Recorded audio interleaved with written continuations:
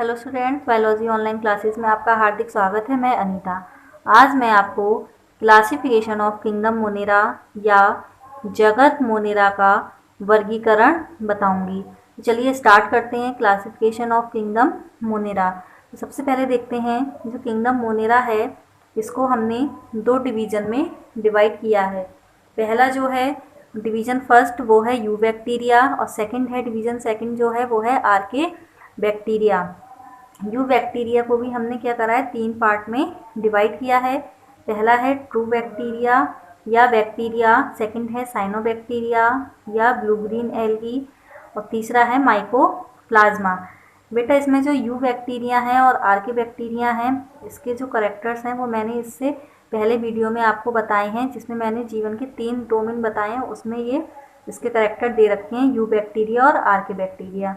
जिसने ये नहीं देखी है वो उसमें देख लें और अच्छे से समझ में आ जाएगा यू बैक्टीरिया आर्के बैक्टीरिया के बारे में।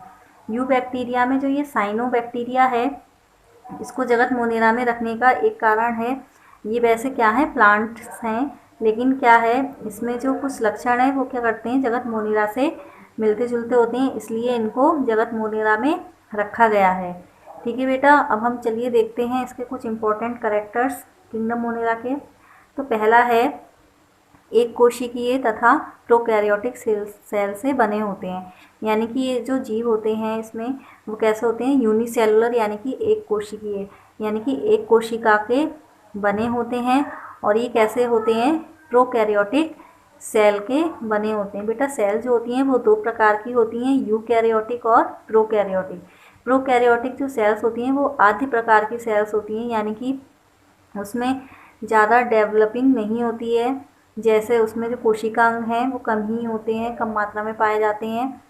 और जो यूकैरियोट्स हैं उसमें अधिकतर कोशिकांग प्रेजेंट होते हैं।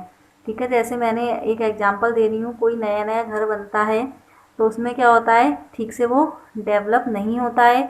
उसके बाद जब वो धीरे धीरे बनने लगता है और बाद में वो क्या होता है, अच्छे से डेवलप हो जाता है। तो वही क्या है, प्रोकैरियोटिक सेल्स हैं वो जो अच्छे से डेवलप नहीं होती हैं, और जो यूकैरियोटिक सेल्स हैं उसमें सारे कोशिकांग और जितनी भी चीज़ें होती हैं वो अधिकतर प्रेजेंट होती हैं।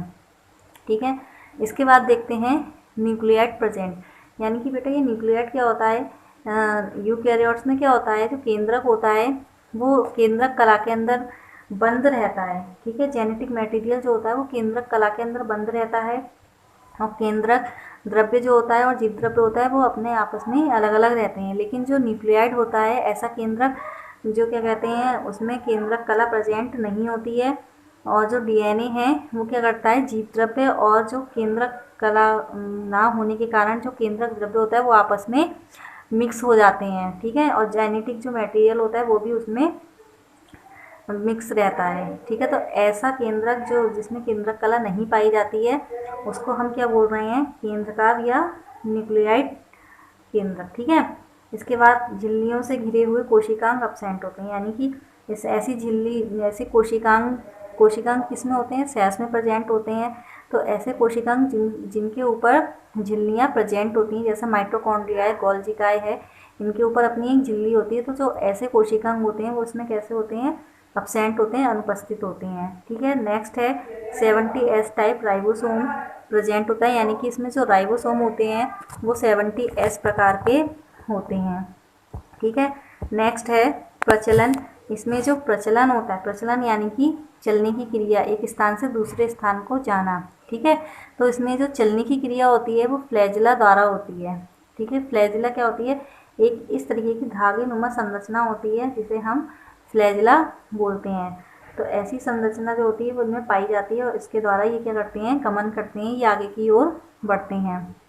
जनन, इसमें जो है मेनली अलैंगिक जनन पाया जाता है, लेकिन किसी किसी जीव में इसमें लैंगिक जनन भी प्रेजेंट होता है, यानी कि इसमें लैंगिक और अलैंगिक दोनों प्रकार का जनन पाया जाता है। ठीक है बेटा, यदि आपको इस वीडियो में कुछ भी समझ में ना आया हो तो आप मुझे कमेंट बॉक्स में कमेंट करके पूछ सकते हैं।